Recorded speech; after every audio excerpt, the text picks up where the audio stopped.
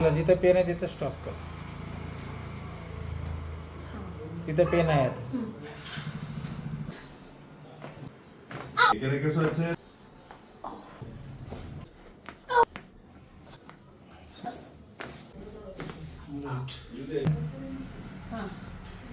आता तिथं पेन आहे का? रेंज वाढलाय पण आहे. कालच्यापेक्षा फरक पडला याच्यामध्ये. ते जास्त आहे. हे आहे.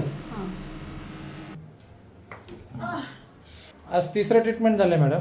ट्रीटमेंट घ्यायच्या अगोदर काय काय प्रॉब्लेम होते आणि आता कशा कशा चेंजेस झाले? ट्रीटमेंट घ्यायच्या अगोदर ना माझा हात फुल्ली ब्लॉक होता, म्हणजे असं काहीतरी वर्क करताना खूप पेन व्हायचा. पण आज नाही, आज लिटरली 3rd डे आहे.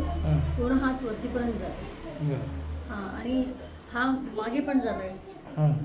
मी झाडू मारताना पण हात मागे घेऊनच करत होते ना, पण खूप मागे नाही जायचा. पण आता आहे. आणि बॅक पेन सायटिकाचा त्याच्यात काय चेंजेस?